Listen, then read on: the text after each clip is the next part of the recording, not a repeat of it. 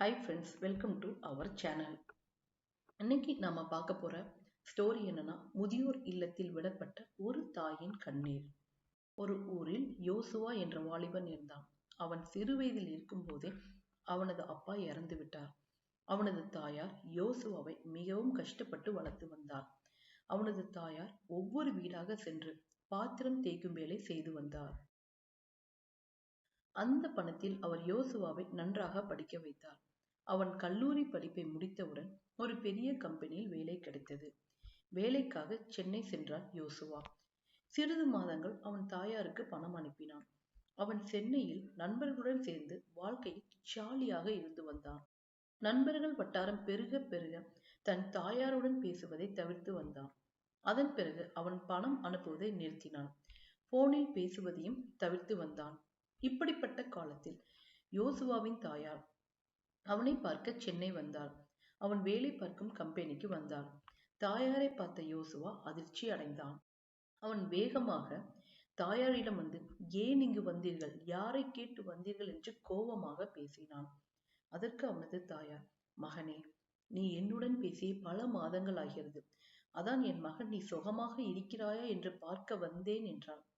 அதற்கு யோசுவா, அதான் பார்த்துட்டல்ல, கிளம்பு, நான் போன்ல பேசுறேன் என்று தாயாரை துரத்தினான். அவன் இப்படி பேசிக் கொண்டிருக்கையில் அவனது நண்பர்கள் வந்தனர். நண்பர்கள் அவனிடம், யாருடா இவங்க, ரொம்ப நேரமா பேசிட்டு இருக்க என்று கேட்டனர். உடனே யோசுவா நண்பர்களை பார்த்து, இது எங்க வீட்டு வேலைக்காரிடா, அம்மா நான் எப்படி இருக்கேன்னு பார்த்துட்டு வர அனுப்பியிருக்காங்க என்று கூறினான்.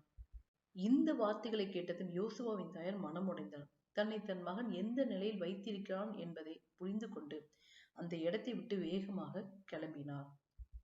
யோசுவா தனது கம்பெனியில் வேலை பார்க்கும் ஜாஸ்மின் என்ற பெண்ணை காதலித்து திருமணம் செய்து கொண்டார். இந்த காரியம் அவனது தாயாருக்கு தெரியாமல் இருந்தது. ஒரு நாள் யோசுவாவிற்கு ஒரு எண்ணம் வந்தது. அந்த எண்ணத்தை தனது மனைவியாகிய ஜாஸ்மினுக்கு கூறினான். அது என்னவெனில், எனது ஊரில் எனக்கு சிறிது நிலமும் வீடும் உள்ளது. அதில் எனது தாயார் வசித்து வருகிறார். நான் போய் அந்த நிலத்தை விற்று எனது தாயாரை முதியோர் இல்லத்தில் சேர்க்கப் போகிறேன் என்றான். மனைவிக்கும் இந்த காரியம் நன்றாக பட்டது. அவளும் சம்மதித்தாள். ஏனென்றால் யோசுவா தன் தாயை பாரமாக கருதினான். உடனே ஊருக்கு கிளம்பி வந்தான். யோசுவாவை பார்த்தவனது தாயார் மிகுந்த மகிழ்ச்சி உற்றார். மகனே, இப்பதான் உனக்கு அம்மாவை பார்க்கணும்னு ஆசை வந்துச்சான்னு கண்ணீர் மல்க கேட்டார். அதற்கு யோசுவா, அப்படிலாம் ஒண்ணும் இல்ல, இந்த வீட்டையும் இந்த நிலத்தையும் வித்து அந்த பணத்தை வச்சு சென்னையில ஒரு வீடு வாங்கலாம்னு நினைக்கிறேன். இதை கேட்டதும் அதிர்ச்சி அடைந்த யோசுவாவின் தாயார், மகனே, நான் எங்கு போவேன் என்று கேட்டார்.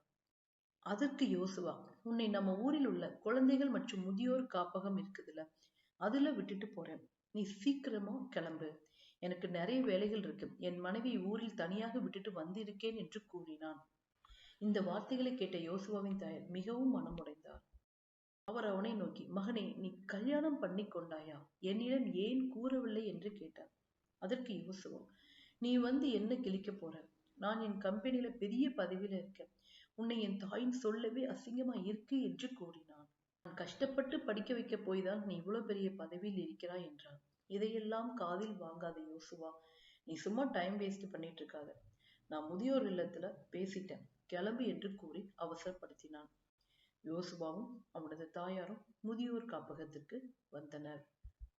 அந்த காப்பகத்தை ஒரு வயதான பெண்மணி நடத்தி வந்தார். அவரது பெயர் ரோஸ். அந்த வயதான பெண்மணி யோசுவாவின் தாயாரை கண்டதும், அம்மா, உங்களை எங்கேயோ பார்த்தது உண்டா என்று கேட்டார். அந்த வயதான பெண்மணி யோசுவாவை சிறிது நேரம் வெளியே இருக்க சொன்னார். யோசுவா வெளியே சென்ற பிறகு யோசுவாவின் தாயாரிடம் வினவினார். யோசுவாவின் தாயார் கூறிய பதிலை கேட்டு அதிர்ச்சி அடைந்தார் அந்த வயதான பெண்மணி.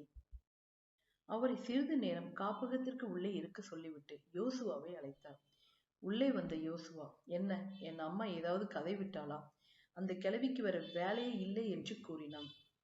இதை கேட்ட கோபப்பட்ட வயதான பெண்மணி, யோசுவா, நான் சொல்வதை கேள். 27 வருடத்திற்கு முன்பு பணக்காரர் ஒருவர் தனது மனைவியுடன் இந்த காப்பகத்திற்கு வந்தார். இங்கு ஒரு ஆண் குழந்தையை அவர்கள் தத்து எடுத்தனர். சிறிது காலம் சென்ற பிறகு அந்த பணக்காரர் இறந்து போனார். அவரது மனைவியோ படிப்பறிவு இல்லாதவர். இதை பயன்படுத்தி கொண்ட கணவரின் உறவினர்கள் அந்த அம்மாவை ஏமாற்றி வெளியே துரத்தினர். கையில் குழந்தையோடு என்ன செய்வதென்று தெரியாமல் திகைத்தார். இருப்பினும் தனது குழந்தைக்காக நான் வாழ வேண்டும், எப்படியாவது தன் குழந்தை பெரிய ஆளாக மாற்ற வேண்டும் என்று அந்த தாயார் பாத்திரம் கழுவி தனது குழந்தையை படிக்க வைத்தார். அந்த குழந்தையும் வளர்ந்து பெரிய கம்பெனியில் வேலை கிடைத்தது. பெரிய ஆளாக ஆனதும் அந்த மகன் தனது தாயாரை கேவலமாக நினைத்தான். கஷ்டப்பட்டு படிக்க வைத்த தாயை அம்மா என்று கூப்பிட கூட வெட்கப்பட்டான். பொறுமையாக கேட்டுக்கொண்டிருந்த யோசுவா அந்த வயதான பெண்மணி நோக்கி, இதை ஏன் என்னிடம் கூறுகிறீர்கள் என்று கேட்டான். அதற்கு அந்த வயதான பெண்மணி, நீயே அந்த ஆண் குழந்தை. அன்று அனாதையாய் கடந்த உன்னை இந்த காப்பகத்தில் எடுத்து வளர்த்த உன் தாயை இன்று அதே காப்பகத்தில் அனாதையாய் விட்டு செல்கிறாய் என்றார். இதை கேட்டதும் அதிர்ச்சியடைந்த யோசுவா மனமுடைந்து அழுதான். தன் அம்மாவுக்கு தான் செய்த துரோகத்தை நினைத்து சத்தமிட்டு அழுதான். ஐயோ, என் தாயை நான் உணராமல் போனேனே, எவ்வளவு பெரிய பாவத்தை செய்ய துணிந்தேன் என்று அழுதான். அவனை சமாதானப்படுத்திய அந்த வயதான பெண்மை சில அறிவுரைகளை கூறினான். யோசுவா, இந்த உலகத்தில் நல்ல பெற்றோர் கிடைப்பது ஆண்டவர் கொடுக்கிற ஈவு. நிறைய பேருக்கு இது புரிவதில்லை. அவர்களுக்கு புரியும் போது அவர்களது பெற்றோர் இந்த உலகத்தில் இருப்பது இல்லை. பெற்றோர் அருமை என்னவென்று அம்மா அப்பா இல்லாதவர்களுக்கு மட்டுமே அந்த வழி புரியும். இனிமேலாவது உன் தாயை நன்றாக பார்த்துக்கொள் என்று அறிவுரை கூறினார். பரிசுத்த வேதாகமத்தில் இயேசு கிறிஸ்து இவ்வாறு கூறியிருக்கிறார். அது என்னவென்று, உன் நாட்கள் நன்றாய் இருப்பதற்கு உன் தகப்பனையும் உன் தாயும் கனம் பண்ணுவாயாக என்று கூறியிருக்கிறார். வேதாகமத்தை நன்றாக படி என்று ஒரு வேதாகமத்தை கொடுத்தார். யோசுவா தனது தாயிடம் மன்னிப்பு கேட்டு திரும்பவும் வீட்டுக்கு அழைத்து கொண்டு போனான். அதன் பிறகு அவன் தனது தாயாரை மிகவும் சிறப்பாக கவனித்துக் கொண்டு வந்தான்.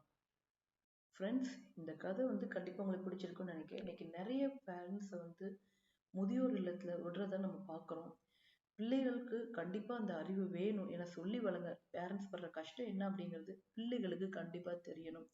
ஏன்னா இன்னைக்கு நிறைய பேரண்ட்ஸ் புலம்புறத நானுமே பார்த்துருக்கேன். நிறைய பேர் அழுகிறத நானுமே கேட்டிருக்கேன். அதனால பேரண்ட்ஸ் இருக்கிறவங்க தயவு செஞ்சு உங்க அம்மாவை அப்பாவையோ முதியோர் இல்லத்துல விடாதீங்க. கடைசி வரைக்கும் நல்லா பார்த்துக்கோங்க. உங்க நாட்கள் ரொம்ப சூப்பரா இருக்கும். அந்த பிளெஸிங்ஸ் உங்களுக்கு தலைமுறை தலைமுறையா வரும். இந்த கதை பிடிச்சிருந்தா கண்டிப்பா லைக் பண்ணுங்க. தேங்க்யூ.